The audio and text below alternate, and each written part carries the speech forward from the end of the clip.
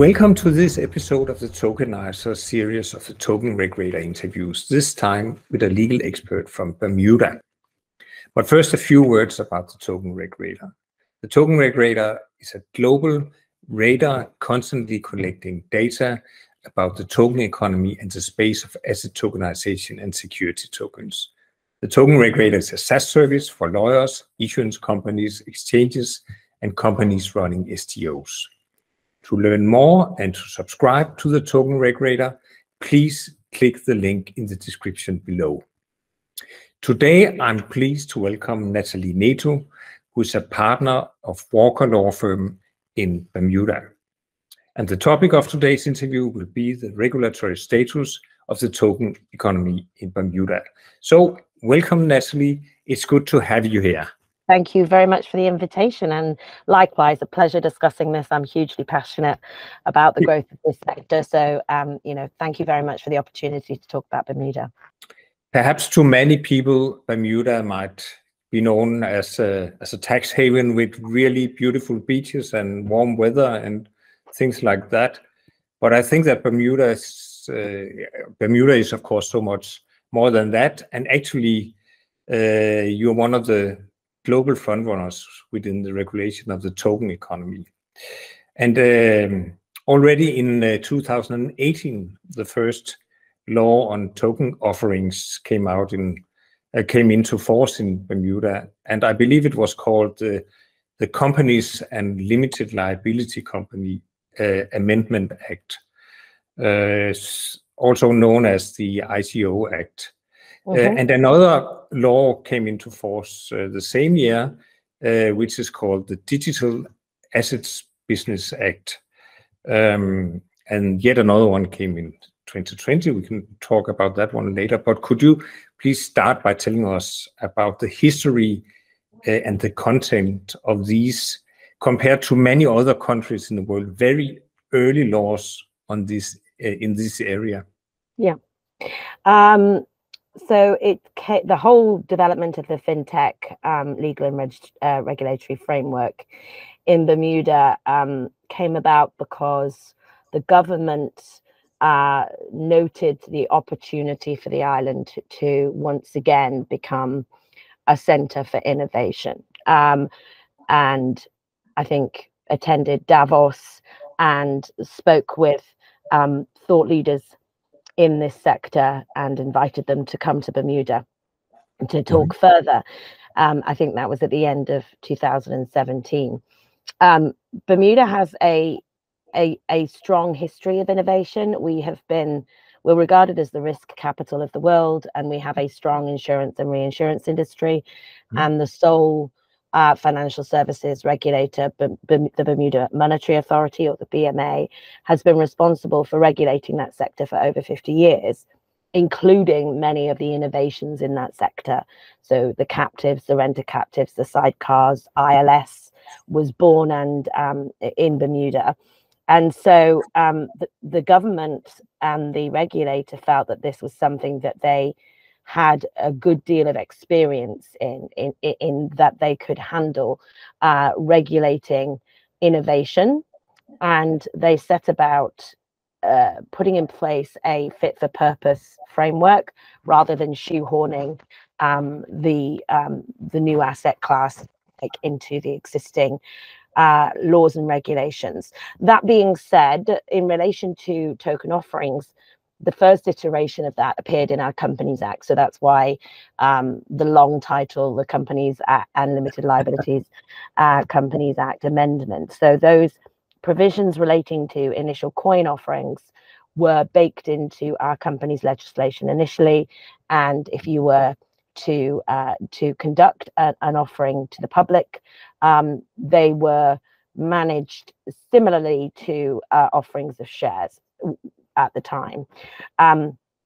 Subsequent to that, the BMA took over the authorization of token offerings, and the Digital Assets Issuance Act was put into place in 2020. So as it stands, issuances, digital assets issuances, the offering of tokens or coins to the public is a requires an authorization under that act from the BMA. And then separately, we in 2008 enacted what is our landmark piece of legislation, which is the Digital Assets Business Act, and that regulates activities conducted by businesses utilizing digital assets and offering services to the public. And there are various categories of activities, and if you're doing them, you will require a license. So it really was just a sort of very concerted effort to thoughtfully put in place a framework that has been iterated upon since then. So there's been almost yearly amendments to take into account industry observations and needs and demands. And yeah, it's as you said, we're proud of it and are reaping the benefits in terms of the types of businesses that are coming to Bermuda now to get that license.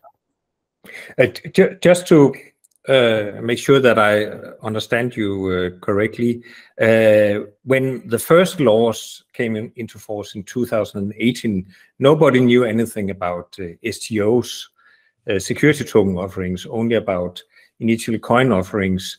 So is the original ICO Act, as it's called,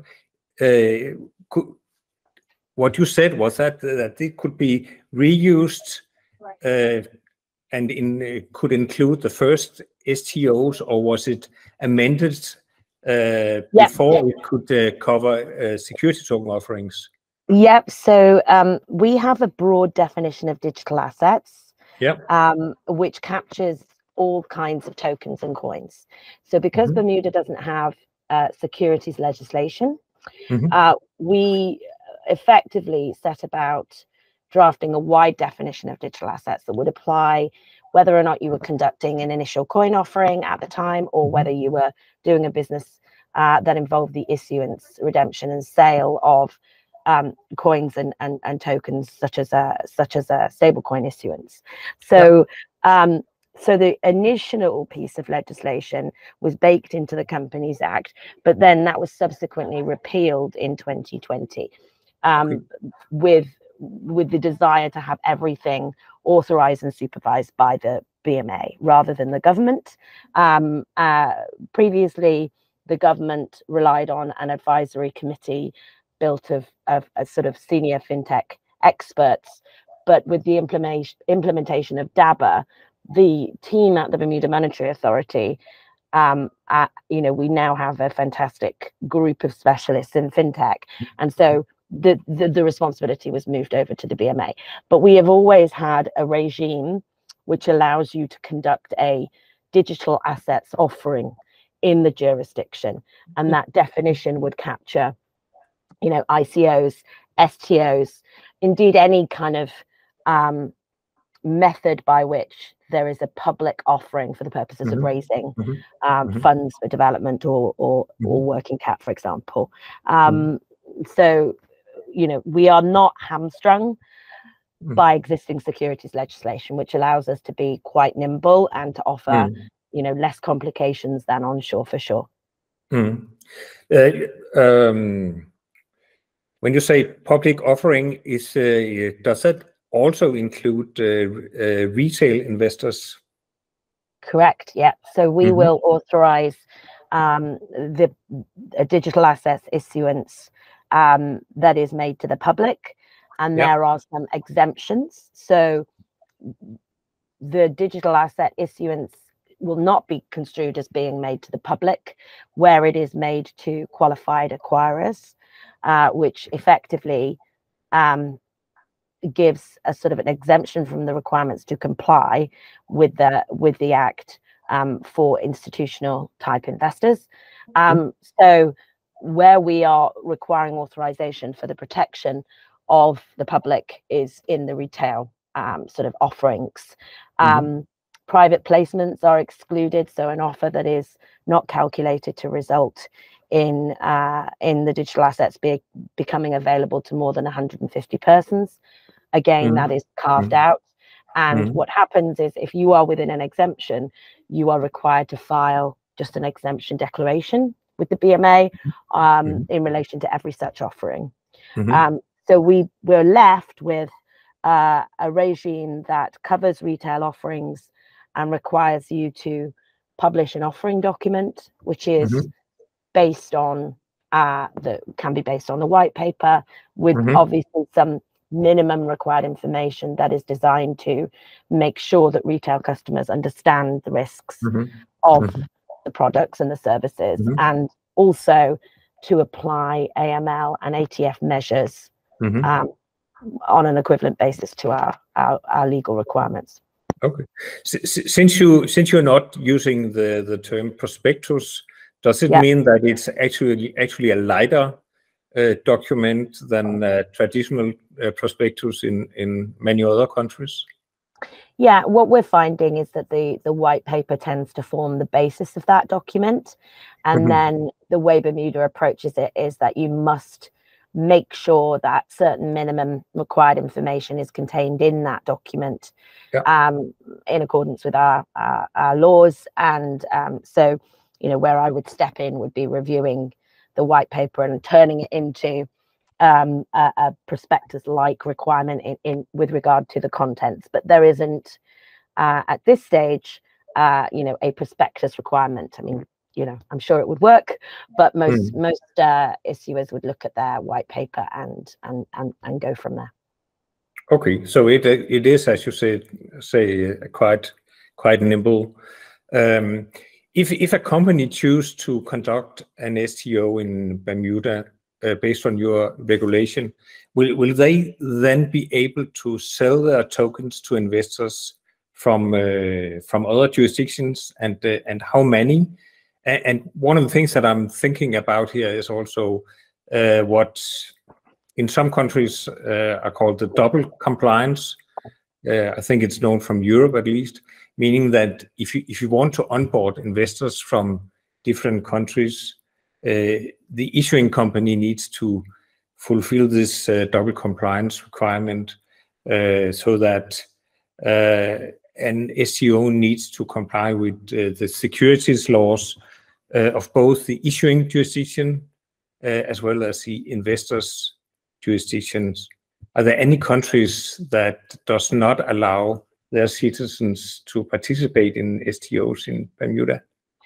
Yeah, I mean, the position is not dissimilar from traditional securities, really. So you would be required to comply with the laws of the jurisdiction into which you are issuing. So you will see disclaimers or you know, on the face of the document, in the same way that you see in the traditional space, in that you are not allowed to purchase the digital assets to the extent that you wouldn't be allowed to do it in the laws of your jurisdiction. So yeah, the Bermuda authorization covers the ability to offer from within Bermuda, and in accordance with our laws, and offers investors some degree of confidence and certainty that a respectable regulator has looked at the proposition and proposed digital assets issuance, and is at least satisfied that there is you know, AML measures are being conducted, and that there are appropriate risk disclosures. I mean, it's not a light touch. Our regulator is not a light touch regulator. They take Bermuda's reputation and investor confidence and consumer protection very seriously. So you know, there will be a thorough review of the proposition, and there's some confidence that can be taken from that, but this is not a passport out of your own you know, jurisdiction's requirements in respect of the offering. Okay. And how is the market developing in this area in Bermuda? Could you please tell something about that? Yeah, I mean, remembering that we have the Digital Assets Business Act, we have had a lot of success on with respect to licensing digital assets businesses in the jurisdiction. One thing that is important to mention, and I think will be a development as we go forward, is that it is possible for a digital assets business to become accredited for the purposes of offering digital assets issuances. And if an issuer conducts the issuance through an accredited exchange or business, they will not have to comply with the requirement to publish and file the offering document.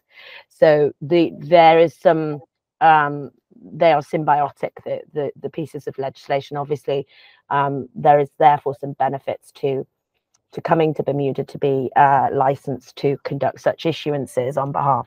So I think we will see, and we are seeing a lot of interest in service providers and exchanges becoming accredited for the purposes of assisting issuers.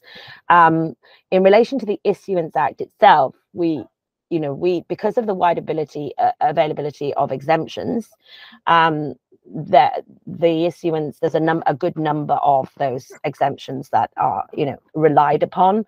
I think that is partially because of the nascence of the industry. So there is usually an exemption that you can avail yourself as, but particularly in the fund space, we are seeing crypto native funds or funds with crypto strategies setting up that will tokenize their shares or offer some sort of tokens and will comply with the provisions of this act if they have a fund, which is possible in Bermuda, that is available to retail investors.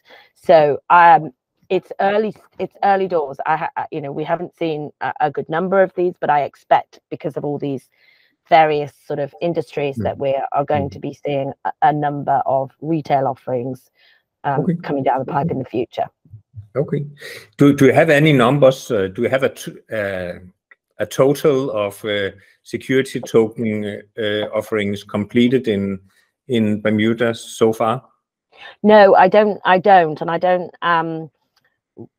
The BMA would keep the record of the authorizations that happen, but as I said, to date, I think there's been a large reliance on the fact that you can come to Bermuda and be exempted under a legislative regime, as opposed to outside of regulation, which is which is being utilized a lot. But I'm looking forward to some developments in this space, and I think that it will happen first in the fund sector. Yeah, but I guess that most of the STOs that might have been conducted already now, I guess they had been made by foreign companies coming to Bermuda, right? Yeah, I can't think of any sort of local offerings for sure. So most of this sort of legislation is designed to attract inward investment, but we have again, the Digital Assets Business Act regulates businesses here, and we have a number of local digital assets businesses. So the other thing to sort of mention that's interesting for Bermuda is that there is an ability to be a service provider that conducts offerings and issues stable coins, for example. That would fall under DABA, as opposed to Digital Assets Business Act, as opposed to our Digital Assets Issuance Act. So you can come and say, well, I'm doing this for the purposes of a fundraise. You'd be under the Issuance Act. I'm doing this for the purposes of business.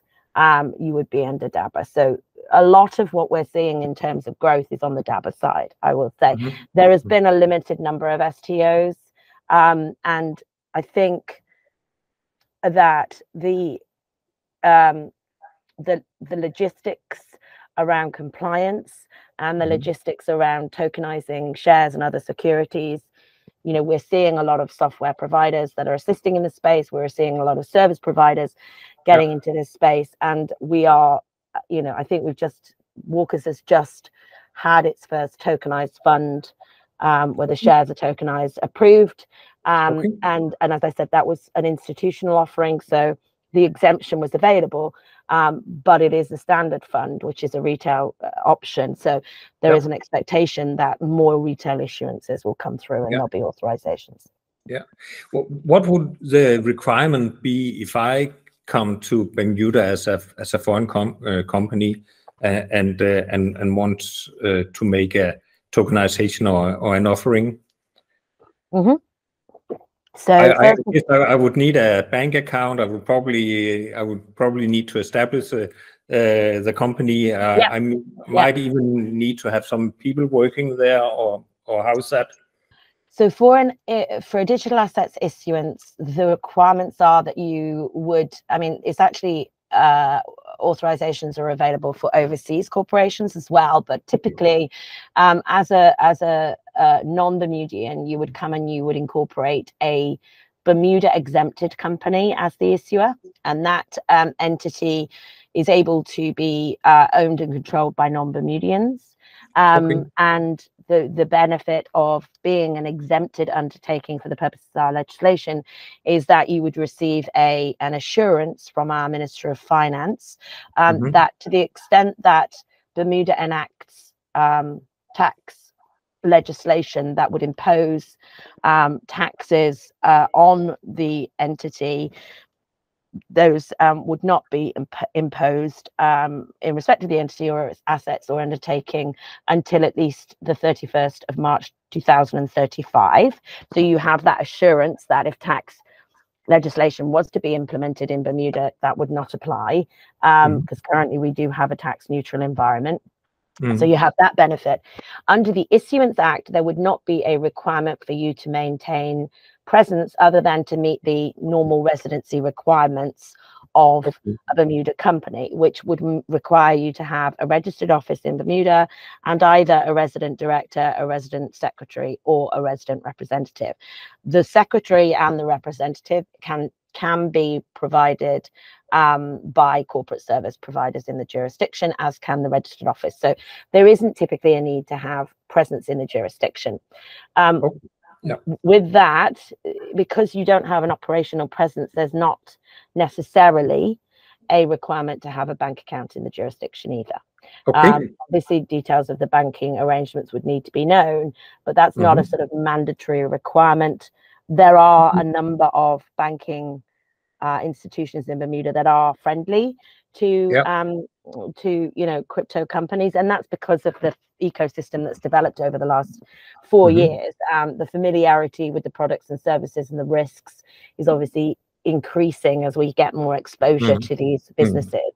And the types of entities that come to Bermuda tend to be sort of regulation forward and operate in a prudent manner as they're required to do under the license. So we do have banking options available. We've just licensed a brand new bank called Juul Bank in the jurisdiction that will offer digital assets, businesses, services, including on and off ramps and stablecoin deposits. That's again forward moving in this space. The other thing to mention is that the government secured MOUs from two US banks, Silvergate and Signature, and they will bank licensed digital assets companies in Bermuda. So, again, there are some banking solutions that would support an issuance or a business, notwithstanding, that you don't need a local bank account by law, but you can certainly move towards getting one if it's preferred. Okay, so it sounds as if it's quite easy actually to get started if you would want that as a company. How do you see this market in Bermuda how do you expect it to develop in the coming years? So, as I said, I think the growth of crypto native funds in Bermuda will continue. We have some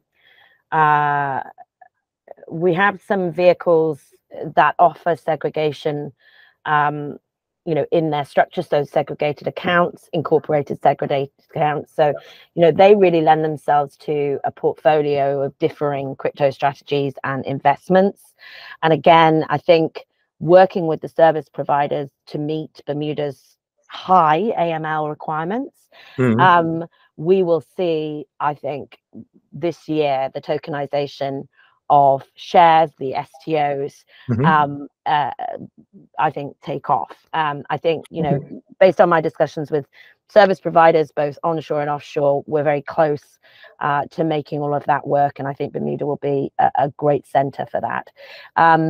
You know, on the digital assets business side, we're actively working for some of the big names in crypto, and you know, we're happy to have licensed a number of those, and I don't see any reason why that won't continue. And you know, Bermuda is establishing itself as a bit of a blue chip reputation, and you know, those sort of big names, the marquee names are definitely here. And I just think our regulator, and I haven't mentioned the insurance space, we have an insurance sandbox. Again, I would expect that will grow. I just attended the Tech Summit, which is the 4th annual Tech Summit, and was so happy to receive numerous inquiries about you know, novel, innovative insurance solutions. That's what we're known for. You know, this is a natural home for those kind of products and solutions. And then I just think more interesting developments around sort of the intersection between DeFi and CeFi. A lot of our businesses are obviously CeFi, but they are utilizing DeFi for liquidity and lending and borrowing, and you know, our regulator has a really good handle on that, and is a risk-based regulator. So they encourage innovation in that they expect businesses who are here and issuers who are here to put up a well-managed product or service or issuance, and if they're happy that the appropriate measures and controls to protect consumers are in that product and service already, then they will, you know, they will license it. They have the appetite, which, you know, Walker's is across a number of jurisdictions. We have 10 offices operating 6 laws, so we have a global practice group which is very active in all our jurisdictions. But I'm, you know, from a Bermuda perspective, very pleased to see the way it's developing in this space, as indeed in many of the offshore jurisdictions in which we practice the laws. I was just about to ask you about what how Walker helps in the space, but you actually started answering that question before I had asked it. So that's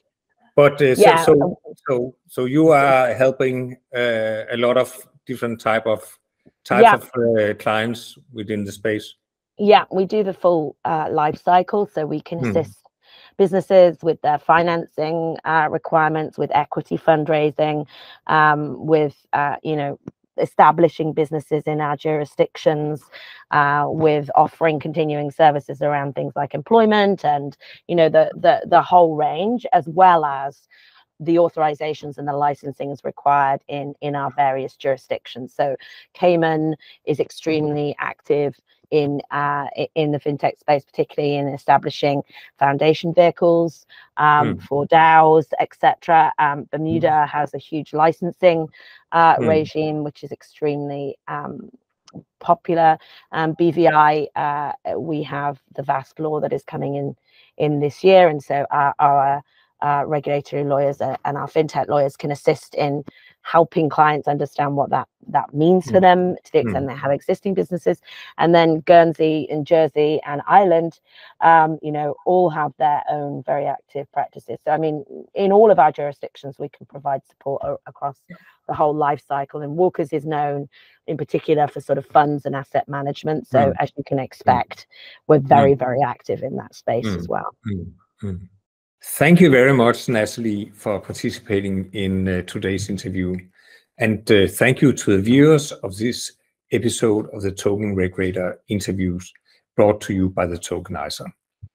We will be back soon with yet another episode and with yet another exciting legal expert as guest. Meanwhile, please visit the Tokenizer and please check out the Token Reg Radar on regradar.thetokenizer.io. Thank you so much. Bye-bye. Thank you. Bye-bye.